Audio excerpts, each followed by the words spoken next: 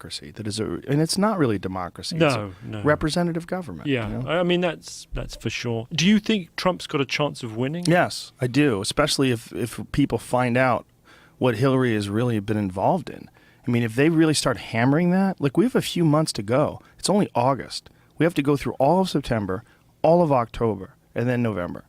That's a lot of time. And in that time, crazy shit can come out. And it seems, I mean, I've read in the LA Times that he's already on a mini rebound based on this semi-apology he delivered last week, and that if he could tone it down a couple of notches and just sort of appeal to a few more women and just seem a little bit less insane, he will climb in the poll numbers. He could do it. Well, she's under 2 criminal investigations, and there's also plenty of video out there where there's a direct contradiction between what the FBI has said they were investigating what she was guilty of, and then what she has said they said. So she's not honest. She's just not.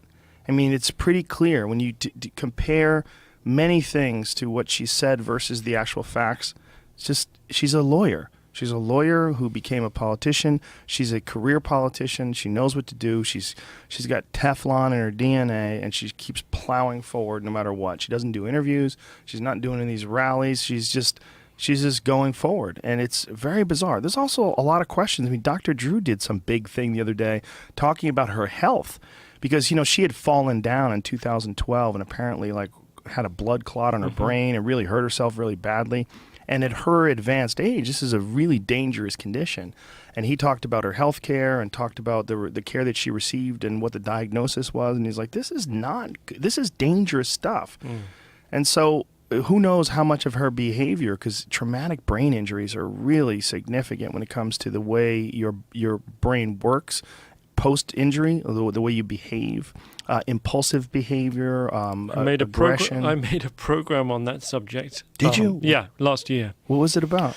I mean, it was called A Different Brain, and it was set in a brain injury rehabilitation clinic in the UK, and it was basically about serious personality changes in the wake of a traumatic brain injury. As you say, impulsivity, sometimes a lack of empathy, erratic behavior, and it was about people.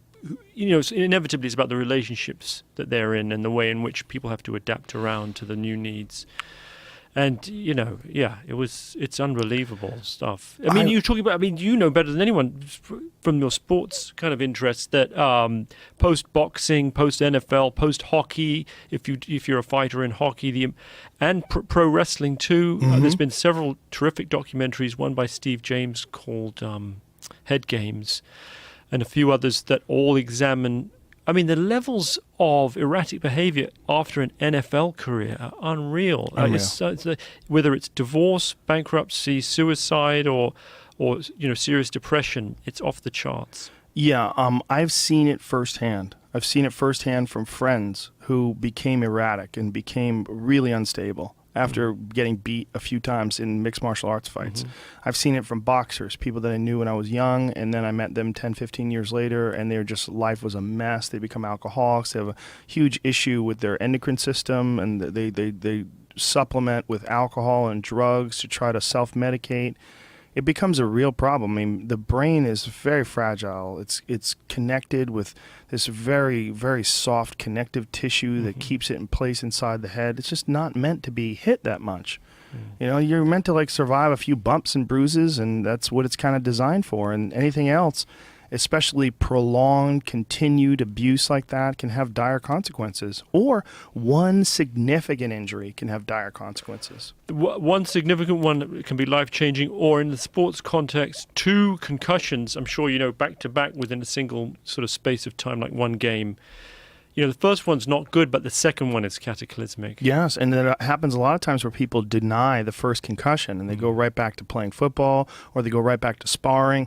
It's a huge issue. But you think Hillary may have a TBI, a traumatic brain injury? Well, I'm no doctor, obviously, but she definitely had a traumatic brain injury. Really? She fell, and she had a blood clot on her brain. I mean, this is all open public record, the diagnosis. When you have a blood clot on your brain at 60-something years of age, that is incredibly dangerous.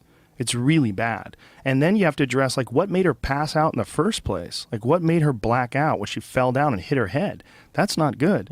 I think what we really need in this country is like some altruistic Elon Musk type character, a real genius, someone who's like a really brilliant person who sees the state the country's in and offers some intelligent, well thought out solutions.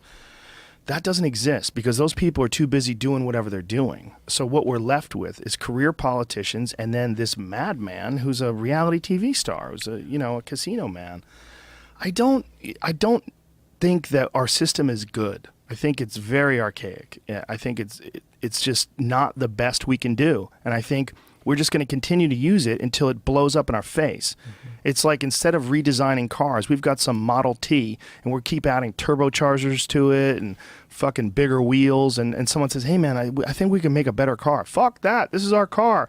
USA, USA. And they keep just slapping bolts and fucking rivets and screwing this thing in place. And it's not good. It's not a good system, and it's not the best we can do. It's certainly not ideal. And I think human beings in all areas of life other than our political system, we have advanced radically since the 1700s. If you look at the way we approach education, if you look at our ability to communicate with each other, if you look at technology, the innovation, and the constant expanding of our horizons and possibilities as far as what we're capable of with technology, all those things have radically improved since then. But we still have this goofy system that was created back when people rode horses, wrote with feathers, and when you wanted to picture something, you had to draw it. I mean, that is dumb. But that's great because that's a great metaphor for the human brain in a way, and kind of a big thought to carry us as we sort of draw to the close of our interview.